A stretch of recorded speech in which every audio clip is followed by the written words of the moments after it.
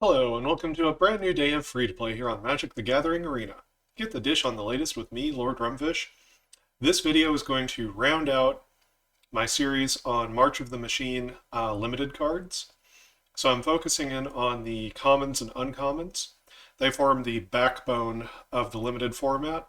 They are the cards you're going to see the most of, the bread and butter. All of the basic archetypes and, fixing is going to come from these cards. So I'm going to start at colorless and lands, and we'll work our way into the multicolor. There are actually a lot of multicolor. And if I have enough time this video, I will even try to hit up the bonus sheet legends, because there are some uncommons on the bonus sheet. They are not legal and standard, but they will very much affect the limited format. So there's only 6 common artifacts, and no uncommons, I believe. Let's go ahead and take a look here. We've got Flywheel Racer. 2 colorless, it's a common. 3/2 artifact vehicle. It has vigilance. Can tap for 1 mana of any color, but you can only activate it if it's a creature. And it takes crew 1. So, you can take a little 1-drop, as long as it's not one of the ones that gave away its +1 counter and has 0 power. Or pretty much any token creature of the format. And you can crew this up. It can attack for 3 with vigilance. And if you just need it for the mana, you can just go ahead and tap it. It's a little bit like a Springleaf Drum or some green creatures that we've seen, where it requires 2 things to tap. In this case, it's the vehicle and the thing that crewed it. It looks like a pretty reasonable creature to me and a pretty good color fixer. So I think as long as you have things to crew this in the early game, then it'll accelerate and fix your mana. Seems pretty reasonable to me. It only has 2 toughness, so if the opponent really wants to spend their removal spell killing your mana fixer, just watch out for that. Alright, Halo Hopper. This is 3 colorless, common for a 3/2 artifact creature frog. It has Convoke. That's all the text. So we've seen a lot of 3/2s for 3 that are artifact creatures, but this one can be less than 3 mana. And whether that's good in this format or not depends very much on how aggressive of a deck you have and if an aggressive deck can succeed in this format. Some people have gone out of their way to call this like a bomb uncommon, like a common. Like a bomb common, top 5 common of the set. I'm not so convinced. It's obviously pretty good if, you play a 1-drop, a 2-drop, a 3-drop. You can tap out and get this frog for free on the same turn. That's kind of like, the bonus you get for convoking a creature out. You just kind of flood the board with stuff. You could even do it on turn 2, right? If you had a pair of 1-drops or the spell that makes 2 token creatures on turn 2, right? 1-drop, and then the spell that makes 2 elementals. Then you can tap all 3 of those and get out the Halo Hopper. That would be a very aggressive line. But I'm not convinced that going very aggressive is the right way to go about this format. We'll see. We'll see. I think this card's probably going to be playable, right? A 3/2 for 3 is already kind of fair. You'd wish it had 3 toughness instead. Since it can be less than that, it can be above rate. And it may very well do some of that good aggro work in this format. Time will tell. I don't think it's bad. I'm just not convinced that it's the bee's knees. Alright. Kite Sail. 2 mana, common. It's an artifact equipment. The equipped creature gets +1/+0 and has flying, equipped for 2. This is a reprint. This is just kind of a fair piece of equipment. Not too expensive, not as cheap as you want it to be. but not too expensive. Flying is a nice way to be able to close out the game. And yeah, if you could go for a thing where you make an equipment deck. There are some legends on the bonus sheet that care about stuff like this. You could also make like kind of a Voltron sort of a deck. Blue has a common hexproof creature. It's small, but if you have enough stuff to put on it, then that doesn't matter. Um, Kite Sail's playable. You know, it's not exciting or anything, but I don't think you'd be embarrassed to have Kite Sail in your deck. It's going to do good work for you. Usually one piece of equipment in a limited deck is just a handy thing to have. I like most of the equipment that I've seen in this format. Phyrexian Archivist.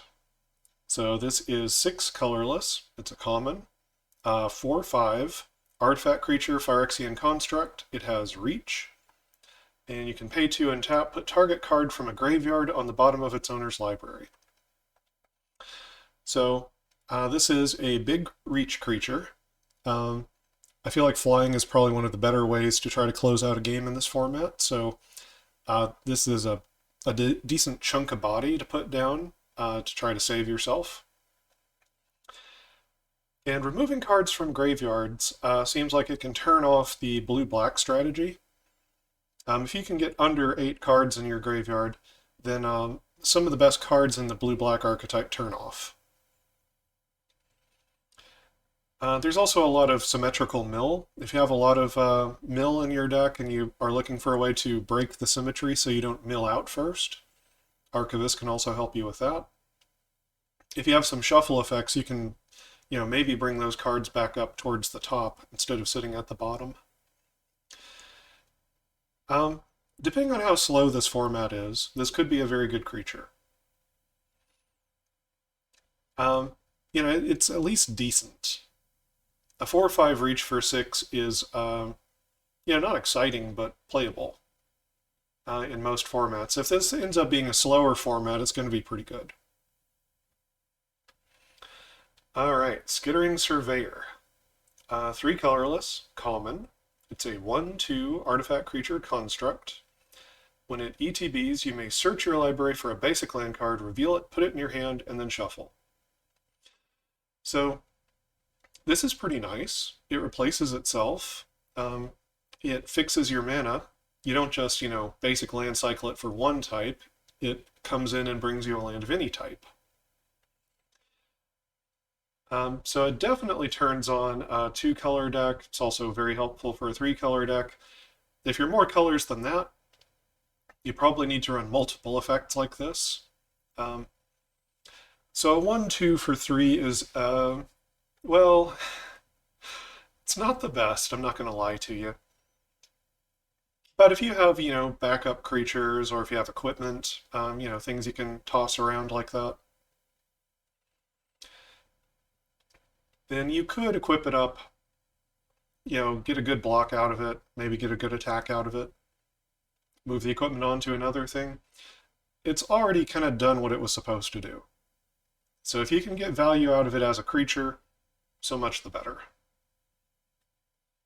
And this kind of card that comes in, gets you a little bit of value, and then isn't a very impressive body, goes very nicely into an Aristocrats deck.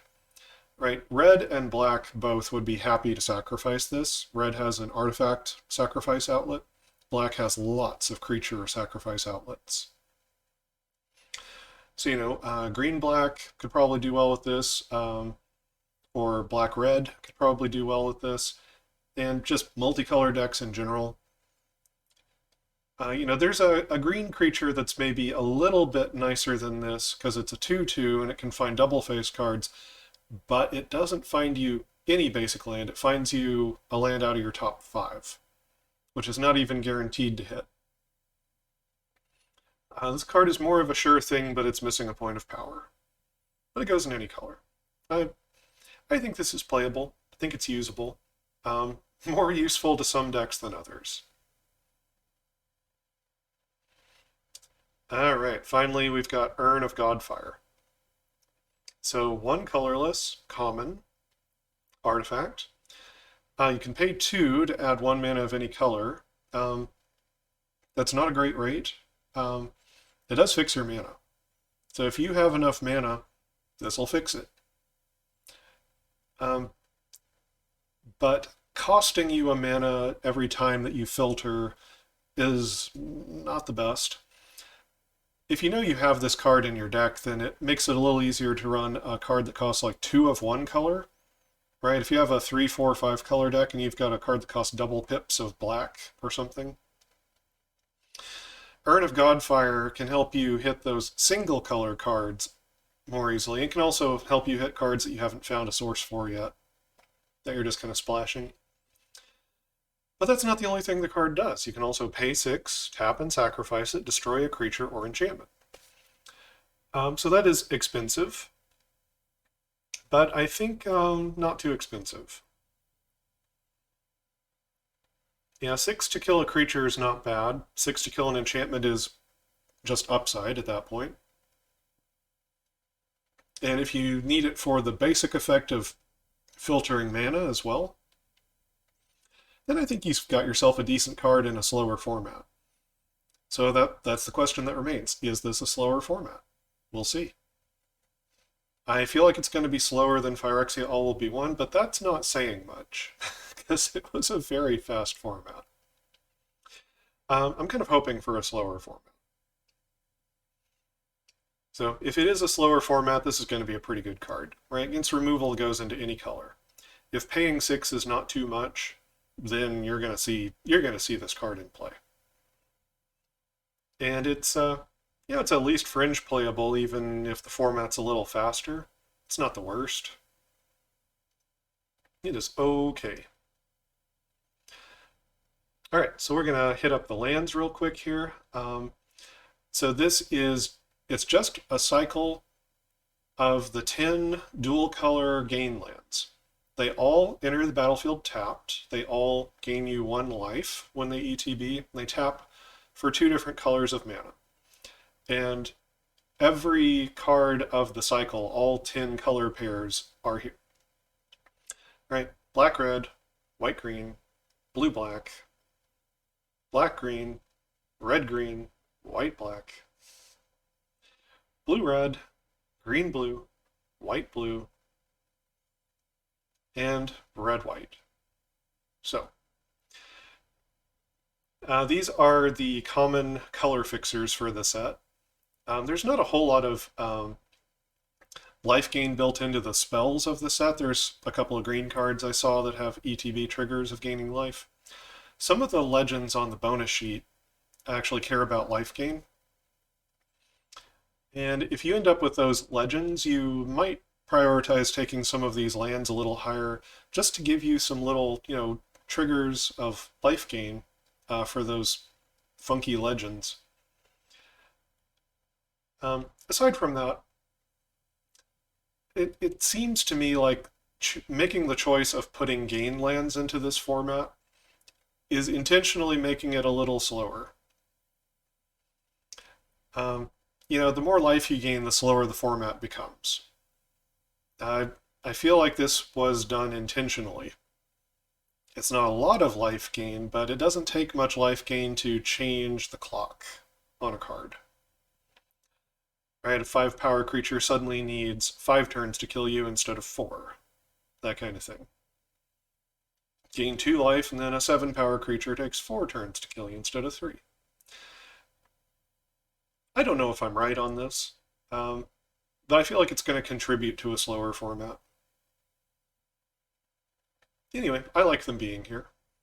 Alright, we're going to start at the normal multicolor cards, and we're going to then move down to the double face cards. Look at the multicolor down there. There's a lot. I don't think there are any common ones, but there are a ton of uncommon ones.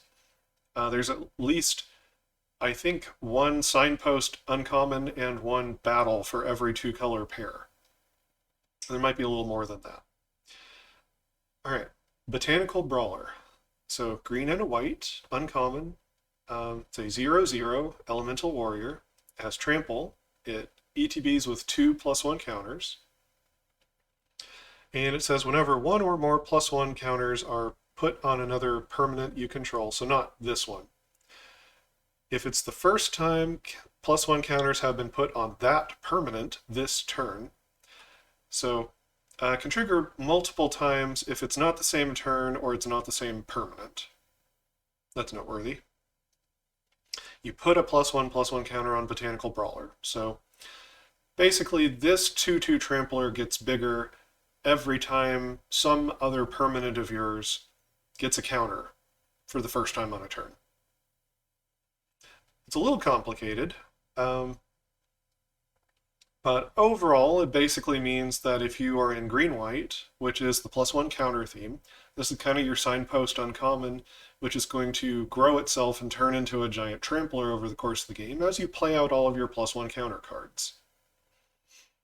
So that's nice.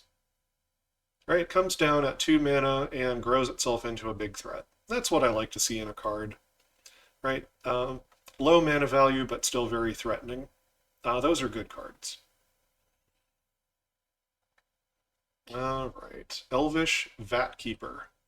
1 black-green, uncommon, 3/3. Creature Phyrexian Elf. When it ETBs, you incubate 2. So you make a little incubator token with 2 counters. It's not a creature yet. It also has pay 5 colorless, or 5 generic. Transform target incubator token you control. Double the number of +1/+1 counters on it. So this card just screams incubator deck.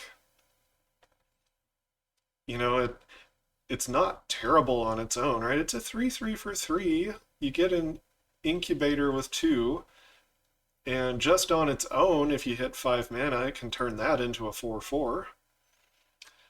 So, you know, that's either an investment of 5 mana for 5 power and toughness on 2 bodies, which is good, or it's an investment of 8 mana for 7 power and toughness on 2 bodies, which is still not bad, because it paid in installments. But this card seems like it could just take over the game if you don't remove it and you start doubling up your incubators. It can do this at instant speed, as long as you got 5 mana open. That is a lot of mana, but doubling the counters is also a big deal, a big impact on the board. There are cards that put out, you know, incubate 4, incubate 5. So this could very realistically turn your little incubators into like 8/8s and 10/10s if you're running those cards in your deck. Seems great to me. I'm already willing to pay 3 for a 3/3 if I'm in these colors. Getting an incubate 2 off of the ETB is also nice. Yeah, I just see upside here. I like it even if you're not necessarily in the archetype. It's just a really solid card. Find some more uncommons here. We got Halo Forager, or Forager. 1 blue-black, uncommon, 3/1 Fairy Rogue. Has flying. When it ETBs, you can pay X. When you do, you may cast target instant or sorcery card with mana value X from a graveyard without paying its mana cost. If that spell would be put in a graveyard, exile it instead. Something I'd like you to keep in mind about this card.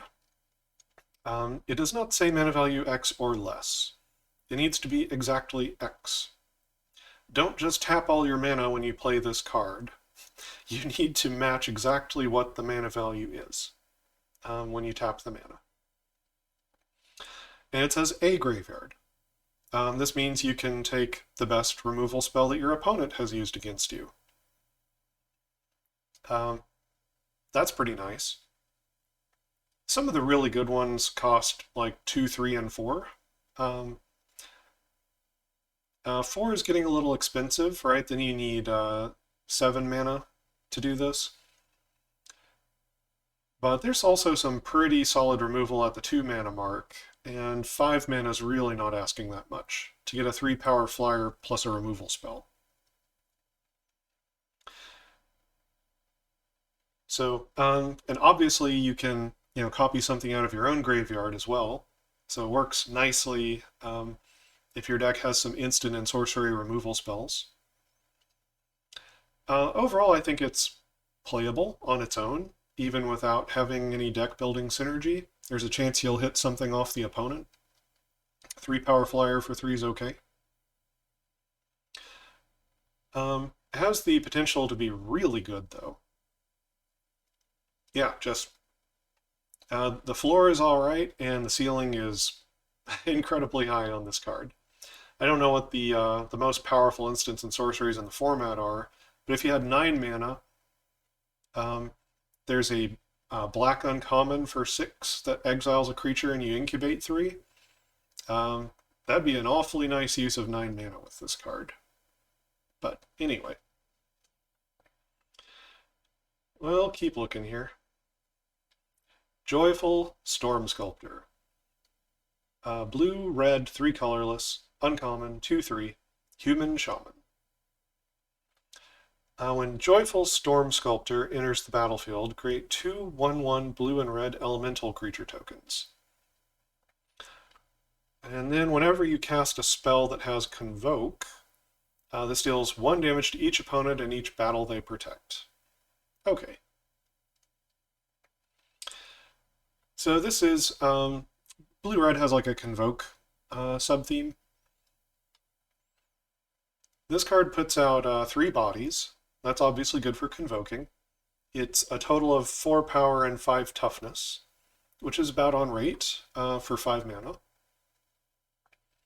And you can, pump up your creatures and get more benefit out of it by doing so. And then it's got this convoke payoff. It just kind of pings the opponent, but if you happen to have some battles out, it's a very nice way to chip away at them, maybe finish them off. It would be really neat if you had an instant with Convoke, and you managed to flip a battle at instant speed, turn it into a surprise blocker or something like that. That'd be cool. This card is okay, but if you're not in the Convoke sub-theme, right, if you're like a 5-color deck, 3-color deck, whatever, it's fine, right? It's fine for its mana cost. It's about on rate, but it's not special if you're not in that color pair. So there's nothing strong that's pulling you into these colors unless you are actually the Convoke archetype.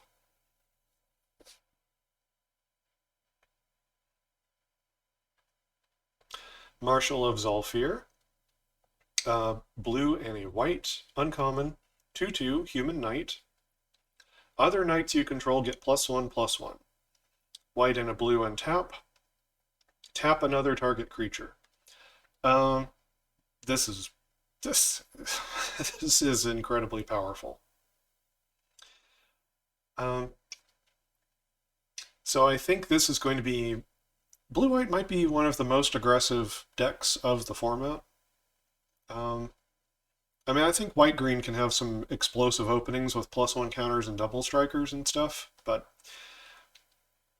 the knight deck is looking really solid.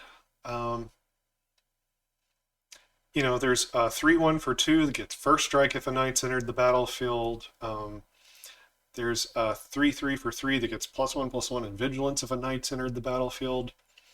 If this is the knight that's entering the battlefield, then you've got like a 4-power first striker and a 5/5 vigilance that are coming in. And then when this doesn't have summoning sickness, you can tap things down to get them out of the way for combat. I've seen some strong tempo plays in the knights as well, right? There's a 3/4 in blue, taps a creature down, and if you control a knight, puts a stun counter on it. Yeah, knights look very aggressive, tempo-oriented, and this card is just strong. Obviously, it's not that great if you're not in knights, but because of how strong knights are, I don't know why you wouldn't be in knights if you're blue and white. You could be a weird 3-color deck that's picking up the other cards of white and blue that are not knights, along with your 3rd color. That's possible. But yeah, this card looks crazy good. Alright, Mirror Shield Hoplite. White and a red. Uncommon 2/2 Human Soldier. Has Vigilance. Whenever a creature you control becomes the target of a backup ability, copy that ability. You may choose new targets for the copy. This only triggers once each turn. So, alright, this is like a signpost uncommon for a red-white backup deck. And there are some nice backup creatures that I've seen. Right, red's got a 5-drop with double strike that has backup. I think that card's really dangerous. And with this card in play, oh man. You give 2 of your things a +1 counter and double strike until end of turn? Yeah, that sounds scary. So yeah, if you're in that deck, I think you turn backup from being kind of, a fiddly so-so kind of ability into a really powerful game-changing ability if you have this guy down. So yeah, if you're in that deck, you're doing backup, man, you want to see this guy. This is going to push you towards that. If you're not in that deck, he's a 2/2 with Vigilance, and he's very forgettable. So some of these signpost uncommons are better cards in a vacuum. This is one that's not that great in a vacuum. This one really desires the synergy to go with it. Mutagen Connoisseur. 1 green, blue, uncommon, 0/5, flying and vigilance. Mutagen Connoisseur gets +1/+0 for each transformed permanent you control. So you can take a bunch of, draft common transforming creatures that have, activated mana, flip it over. Battles also are things that transform. So you could take a bunch of battles, but notably, all those little incubator tokens transform. That's another way you can pump up the power on this card. So as long as you have some combination of those things, transforming creatures, battles, incubator tokens, then this is going to be a big, chunky flyer that can close out the game for you. I like it because it also is a very good blocker. Alright, it's a 0/5, has flying, so can block just about anything for a while. The opponent might get it with a combat trick or something, but it's a great blocker. And it helps, stall and set up your board so you can get to a later game with it. And it's very powerful in that later game as long as you've got at least a little bit of deck building synergy to go with it.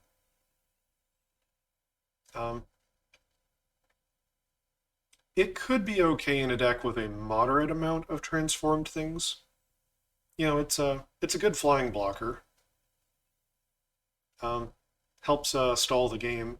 And as long as you have some number of things that transform and care about transforming, then this will get at least a decent amount of power. If you can picture a late game where you've at least got it up to a 3/5 flying vigilance, then it's probably okay in like a 5-color pile. I think it could be really good though in the deck it's meant for. The green-blue transform deck. Green has a very powerful Phyrexian blue activated one where it flips into a 5/5 and it makes another attacking a creature base power 5/5. I think that would stack in this case. I think it would still give itself the power bonus on top of the base power 5/5.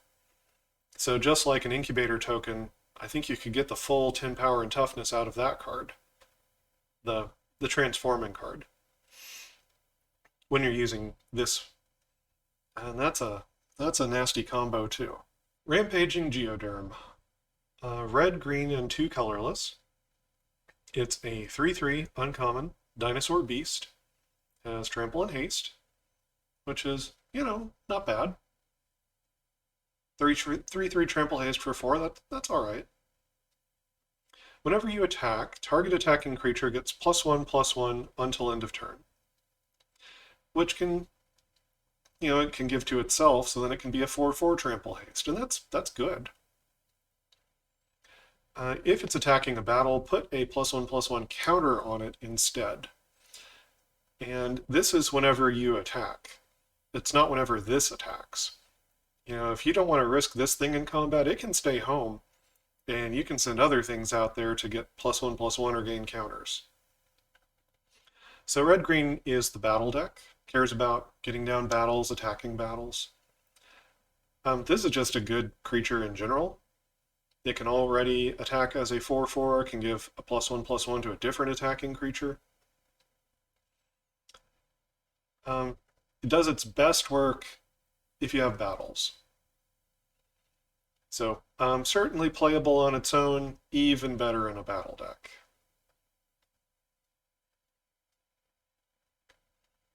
All right, Sculpted Perfection. So this is a white, a black, and 2 colorless. It's an uncommon enchantment. When this ETBs, you incubate 2, and Phyrexians you control get +1/+1. So this is black-white, I think is a Phyrexian deck. Obviously getting, like a Glorious Anthem for Phyrexians, or yeah, I guess more accurately it would be the one where you name a creature type. I forget what that one was called, but 4 mana may not be constructed playable. I won't rule it out, but it's definitely good enough in limited if most of the things in your deck, or a really big number of them, are Phyrexians. And incubator tokens transform into Phyrexians. So it already comes with a 2/2 that it would boost to a 3/3.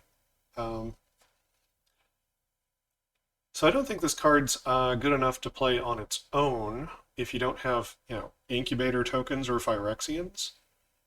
Then I think it would be below rate if you don't have any of those synergies. But if you do have those synergies, it's very good. I like it in a deck full of incubators. I also like it in a deck full of Phyrexians. I think it works either way. Alright, Stormclaw Rager. Black and a red and a colorless. It's an uncommon, 2/2, Ogre Warrior. You can pay 1, sacrifice another creature or artifact, put a +1/+1 counter on Stormclaw Rager, and draw a card. Activate only as a sorcery. Woo! That is a heck of a signpost uncommon for aristocrats. Yeah, +1 counter and draw a card. It says activate as a sorcery. It does not say activate once per turn. You can do this multiple times a turn. So you can draw multiple cards a turn. This looks really good. Drop this down on turn 5, and the opponent, removal spell or not, they can't stop you from drawing 2 cards if that's what you want to do with this. Yeah, this looks incredibly powerful. It also picks up +1 counters, so it's just growing into this giant threat as this is happening. Black's already got a common that picks up a counter at end of turn if something has died. On your turn, not the opponent's. Which is great.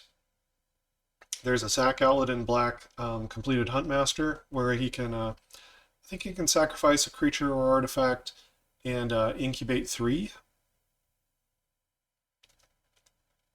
Just, it seems like there's a really powerful aristocrats deck that's formed up here. I don't think it just has to be black-red, right? Clearly this is a great card, and it would push you towards adding red to your deck. I haven't seen as many great payoffs in red for this archetype. Red's got the threaten card, obviously. And it's got some ways to make fodder, but I think you could probably pair black with another color, and then if you see this card, it might push you into 3 colors, right? I think, like black-green, for example.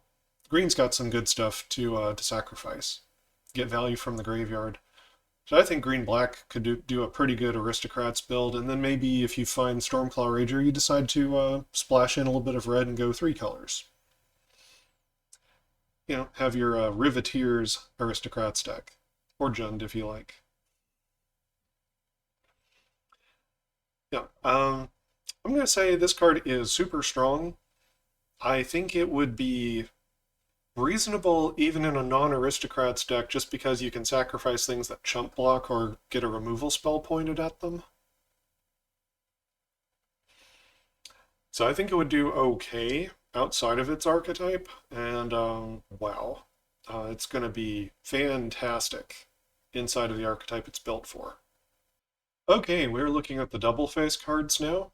We finished off all of the uncommon and common colorless lands and the normal multicolored. So now we're on to the double face cards here. So I will read all these battles so you don't have to crane your neck. This is an Invasion of Amonkhet. This is a blue, a black, and a colorless. Uncommon. Has 4 defense. Battle. When it ETBs, each player mills 3 cards, then each opponent discards a card, and you draw a card. Okay. So it's got the symmetrical mill on it, like most of the cards in the set do. Blue-black cares about the graveyard, cares about the opponent getting 8 cards into their graveyard. So if they mill 3 cards and discard a card, then you've just put them halfway there. Right? You put 4 cards into their graveyard. This replaces itself, which is nice. You know, it's actually card advantage at that point. Take 1 away from the opponent and don't cost yourself 1 in the process. You might be able to get value from the mill trigger. There are cards that do, you know, like exile out of the graveyard, do other things. There's a mill card in black where you can get 2 creatures back from the graveyard. So there are ways that you can break the symmetry of the mill and turn on, you know, your like a 2/4 becomes a 5/4 menace. There's also a 2/3 defender that becomes able to attack and unblockable. Anyway, if you attack this thing down, it's got 4 defense. It becomes Lazotep Convert. It's a blue-black zombie. It's a 4/4. And you may have this enter the battlefield as a copy of any creature card in a graveyard, yours or the opponent's, except it's a 4/4 black zombie in addition to its other types. So kind of hearkening back to that, you know, Amonkhet mechanic with the Eternals. So yeah, let's see, you can enter the battlefield as a copy. So you can get the ETB triggers and stuff of a creature that you're copying this way. You could even pick a small one and still get value off of it, right? Like you could pick the little 1/2 artifact guy that finds a basic land, and this would be a 4/4. Right, so that's a way you can kind of turn this on its head. Normally you think about copying a big creature with it, but you can copy a little like value creature with this and give it a 4/4 stat line, and that's cool too. Obviously it's nice if you can give it keywords like flying and menace and stuff, but yeah, if you flip it over, it's good, for sure. The front face isn't bad. It doesn't affect the board immediately. If this is a slower format, then you can get away with doing stuff like this. And it's going to be a good synergy piece for the blue-black deck anyway. All right, Invasion of Asgol. So red and a black. It's a battle. Has 4 defense. It's uncommon. When it ETBs, target player sacrifices a creature or planeswalker and loses 1 life. So you've got, you know, kind of a iffy sorcery speed removal spell. It's not the worst. They might sacrifice a token, but if they don't have a token, then, you know, they'll just be forced into sacrificing whatever their worst thing is. They also lose 1 life. And you get this battle that sticks around. It's got a 4 defense. The neat thing about this is if they sacrifice a creature, that could maybe in theory make it easier to attack in, right? It takes, theoretically, a blocker away from them, so you might be able to get in that turn to attack the battle. Not necessarily, but the front face is decent. And it flips into an Ashen Reaper. It's a 2/1 with Menace. At the beginning of your end step, put a +1/+1 counter on the Ashen Reaper if a permanent was put into a graveyard from the battlefield this turn. So this one grows kind of like the that Black Common does. I think it's like Phyrexian Wraith or something like that. The 2/3 for 3. This one has Menace, has less toughness, triggers on permanents going to the graveyard, which is a little bit more open-ended. It still only happens at your end step. Oh, and it's black and red. I don't know if I'm going to mention that. It's okay when you flip it over. You know, it doesn't like immediately take over the game. You need to kind of grind it out for value to keep getting counters on it to get it to the point that it can take over the game. But if you are in a black-red Aristocrats deck, then you're going to be sending stuff to the graveyard and you're going to be growing this thing. That's kind of what you want. So it's alright. The front face is playable, so I think it's fine. Invasion of Urgamon. Red and a green. It's a battle, uncommon, 5 defense. When it ETBs, create a treasure. Then you may discard a card. If you do, draw a card. So 2 mana, produce a treasure, rummage a card. It's alright. If you can make red and green early in the game, then getting a treasure is going to be useful. Rummaging a card, you know, might be nice. It doesn't seem amazing or anything, for limited I mean, but yeah, seems fine. If you manage to deal 5 to it, flip it over, it turns into a Truga Cliff Charger. It's a 3/4 trampler, red and green. When it ETBs, you may discard a card. If you do, you can search for a land or battle, reveal it, put it in your hand, then shuffle. So red-green is like the battle archetype. And this card is kind of nudging you in that direction that, you know, on the back side of this card, you can discard and find a battle. That's nice value. And that's, you know, potentially another thing that you can flip over, and you're good at flipping them over. So it's kind of like chaining one battle into the next. So if you're in this archetype, I think you're going to want this. Red and green has the tools that it needs to go after battles. So even though this one doesn't really help you to kill it in any way, I think the red-green deck is going to want to play just about every battle they can get their hands on. And this one fetches more battles out of your library for you by discarding a card when it flips. So yeah, I think if you're in that archetype, this is really good. I think if you're not in that archetype, red and a green on 2 is a big ask for a pretty minor effect. So I think Wizards did a good job with designing this card. People don't want to poach this away from the deck that wants it. That's nice. It's probably going to still be there in the pack for the player who's drafting the green-red deck. Alright. Invasion of Kaladesh, blue and a red. It's a battle, uncommon, 4 defense. When it ETBs, create a 1/1 colorless Thopter with flying. Alright, so it's 2 mana for a 1/1 flyer. Well, it at least puts a body on the field, and it's something that can fly in and peck away at this battle for you. That's not nothing. And blue and red do want bodies on the field to convoke.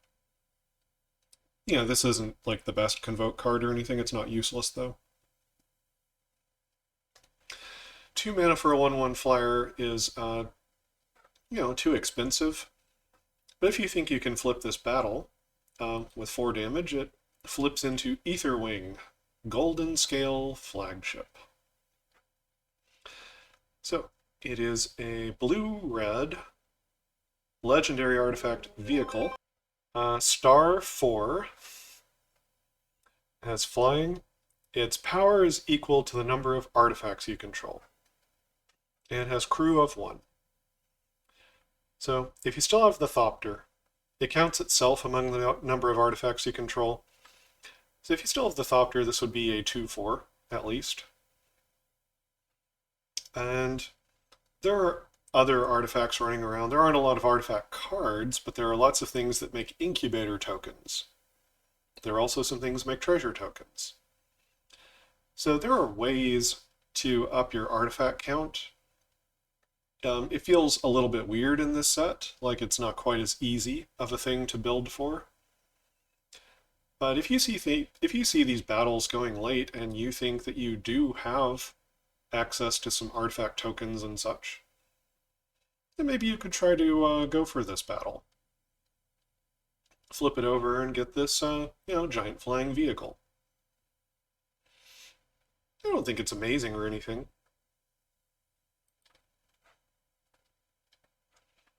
Alright, Invasion of Kylum.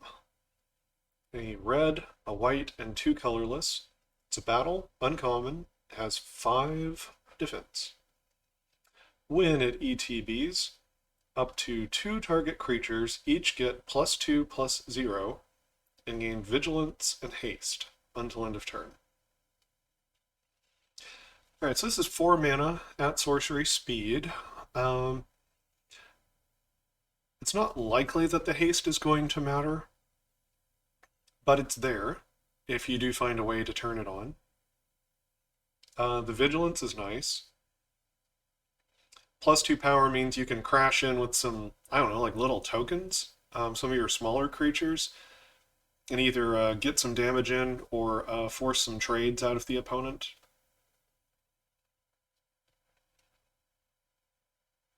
It's not the worst. It does help you to attack, which can help you to flip this battle.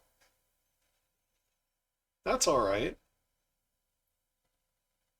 Oh, notably, red and white have some first strikers and double strikers. That would be really good with this. Alright, if you can pump up like first strike, double strike creatures, those are really hard to block. So if you can deal 5, this flips over into Valor's Reach Tag Team. It is a sorcery, a red-white sorcery. So you create 2 3/2 red-white warrior tokens. And they have, whenever this creature and at least one other creature token attack, put a +1/+1 counter on this creature. That's a lot of text. So basically it gives you a pair of 3/2s, and if they attack with at least one other creature token, such as themselves, or, an incubator token, or an elemental token, or a Thopter, or whatever, as long as some other token creature gets in there, then the 3/2 gets a +1/+1 counter. They both have that effect. So you can put them down, and if they attack together, then they turn into 4 3s the first time they attack. And that is pretty good. It's excellent if you're ahead. It's still pretty great if you're at parity. Might help to break the parity. If you're behind, I think it's all right. If you can, it might be hard to use the front face of this card if you're behind. But maybe you can boost some things up, get in, and flip this battle, and then give yourself some 3/2s. You already gave some creatures vigilance from the front side. So I don't think this is the worst if you're behind. All right, maybe some of the creatures you attacked with survived. They've got vigilance, so they can still block. And now you've got some 3/2s, and you've got additional blockers. Yeah. yeah, I think this card is okay. The front face is maybe a little tricky to use. The backside's definitely worth it, though. Invasion of Lorwyn. A black, a green, and 4 colorless. That's 6 mana. It's a battle, it's uncommon, it has 5 defense. When it ETBs, you destroy target non-elf creature an opponent controls with power X or less, where X is the number of lands you control. Well, it costs 6. And if you have 6 mana because you have 6 lands or more, then you're very likely going to kill just about anything of the opponents that you pointed at. And can't kill an elf. That doesn't feel like much of a restriction. So, it's slow, it's sorcery speed, it's 6 mana, but it's a kill spell, and it kills just about anything. So, if this is a slow format, then this is going to be pretty good. Because it's a removal spell that's got more value stapled onto it because it's a siege, a battle. And it can help you to flip it over, because if you remove a blocker out of the way, then you might be able to attack in to flip the siege. If you do, you get Winnowing Forces. This is a black-green elf warrior. It is a star. Its power and toughness are each equal to the number of lands you control. So yeah, it can kill just about anything. If you manage to flip it over, it is gigantic. It doesn't have any keyword abilities or anything like that. So, you know, it might be neat to put like a piece of equipment or something like that on it. But it's going to be gigantic. If you had 6 lands on the front side, this will be a 6/6 on the back side. It'll keep getting bigger over the course of the game. So yeah, if the format is slow, this card's going to be good. I think it would be worth flipping over. If the format is faster, then this card may fall by the wayside a bit. Overall, I like it, though. And I think black-green is kind of a grindy archetype anyway. So I think they're kind of playing to the style of deck here with this card. You know, it's like grindy, mid-rangey kind of deck. This gives you a nice top end. Alright, Invasion of Moag. A green, a white, 2 colorless. It's a battle, it's uncommon, it has 5 defense. When Invasion of Moag enters the battlefield, put a +1/+1 counter on each creature you control. That's pretty good. Yeah, I am not snubbing that at all. So 4 mana, sorcery speed, +1 counter on all of your creatures.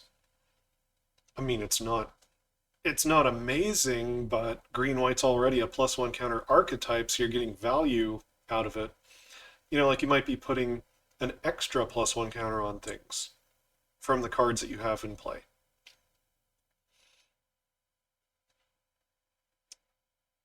So this grows your battlefield, which means you might be able to attack more effectively, which means you might be able to attack in and flip this battle.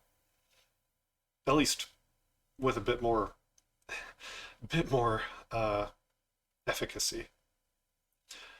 So if you deal 5 to it, it flips into Bloom Wielder Dryads. It is a green-white creature dryad, 3/3. It has Ward 2, so it's hard to interact with. At the beginning of your end step, put a +1/+1 counter on target creature you control. So this is good already. You know, it's a 3/3 with Ward 2 that could grow itself. It can grow your other things. And if you're in the +1 counter theme and you're, you know, doubling your counters in some way, like if this puts 2 counters on a thing, or you put a counter on this thing and your other creature triggers and gets a counter, then that seems really good. Yeah, I think for the deck that wants it, this is going to be an amazing battle. I think it is moderately playable even if you're not in that deck. The front face is good if you have a wider board. So if you're not in the counters deck for whatever reason and you can cast this card, a wider board is better. Flipping this over is good for pretty much any deck. So, but yeah, this is going to be great for green-white. Invasion of New Capenna. A white and a black. Battle, uncommon, 4 defense. When it ETBs, you may sacrifice an artifact or creature. When you do, exile target artifact or creature an opponent controls. So this is kind of like a little mini version of Rite of Oblivion. It doesn't have the flashback. It doesn't go for every type of permanent, either for sacking or targeting. It's good though. Good piece of removal. Better if you have some fodder to sacrifice to this. It does exile. That's pretty nice. And it could remove a blocker out of the way for you. Take something of yours off the field, but the something of yours might have been kind of irrelevant to the battle. So I'm going to say that it does help flip itself a bit. It has 4 defense. If you can flip it, turns into Holy Frazzle Cannon. Holy Diver! It's in white-black artifact equipment. Whenever equipped creature attacks, put a +1/+1 counter on that creature, and each other creature you control that shares a creature type with it. Equip for 1. That's good. That's good. You want to be attacking. You know, it doesn't work on defense, but that's very good. You kind of turn something into like a little mini Thundering Raiju, but it can pump up your whole team. And white-black has a Phyrexian theme. So what you're trying to do with this one is get it onto a Phyrexian and start pumping all of your Phyrexians on the battlefield.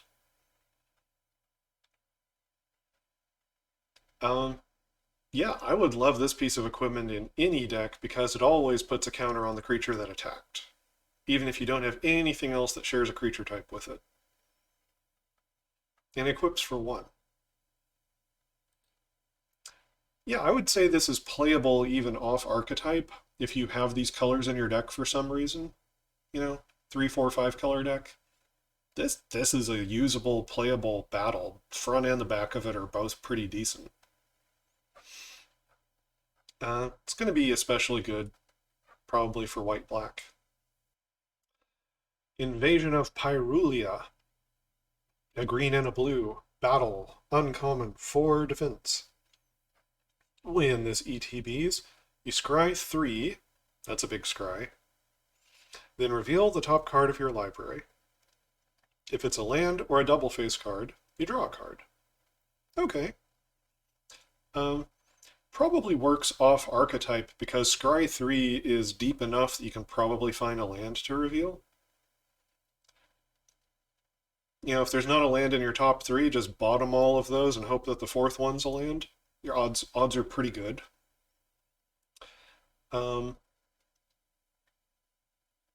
Clearly better in the green-blue archetype that cares about double-face cards. Now, you might have some double-face cards even if you're not in the green-blue archetype. You know, you could be a 3, 4, 5 color deck, happen to have some double-face cards, and decide that you can play this on 2. It's going to be pretty decent. It'll find lands and double-face cards for you. Doesn't really help you to flip it over, though. If you manage it, it turns into a Gargantuan Slabhorn. It's a blue-green beast. It's a 4/4. It has Trample and Ward 2, so it protects itself a bit. Other transformed permanents you control have Trample and Ward 2. That's neat. It says permanents. Now, the Trample won't matter unless it turns into a creature.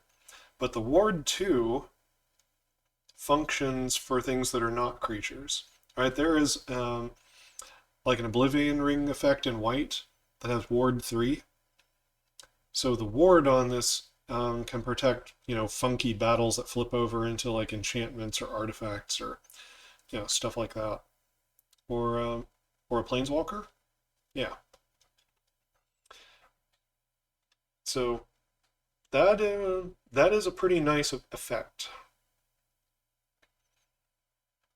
It's a pretty good body, right? Definitely is applicable on the battlefield. The Ward 2 means your opponent might have to take a turn off to kill it. And if they don't, it's going to protect all your other stuff. It's going to be a big pain in the neck for the opponent. Overall, I'd say it's a good payoff for green and blue for caring about transformed permanents. And the front side, gets you to your lands and your double face cards. What's not to like? I think this is moderately playable off type in a multicolor deck. If your green and blue can come down early, this will, get you to the next land.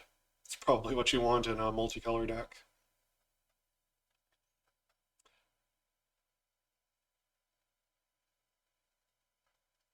All right, Invasion of Xerix. A blue, a white, 2 colorless. It's a battle, uncommon, 4 loyalty. Defense. When this ETBs, return up to 1 target creature to its owner's hand. A 4-mana sorcery speed bounce is pretty bad. It does help you to attack in to flip this over, though. So, yeah, the front face would be really bad, but I'll give it a little bit of slack because it helps you attack the battle. This one would go in like the Knights archetype. On the backside, you got Vertex Paladin. It is a blue-white Angel Knight, star, has flying, and its power and toughness are each equal to the number of creatures you control. In the Knights deck, that'll probably be a pretty big flyer. And how big of a flyer do you really need it to be, frankly? If this is a 4/4 flyer or more, it's big. That's a big deal. Got cool art, too. Whatever's going on with Xerix, I think I like it. It's got this kind of a, MC Escher kind of thing going on. Join me in the next video. I'll do a rundown on the uncommons that crop up on the bonus sheet. This is the Multiverse Legends sheet. They're not going to be standard legal, but this is a limited guide, and there are uncommons on this sheet, so I want to hit them up. I'm starting to go a little too long to do it all in one video. So until next time, stay cool.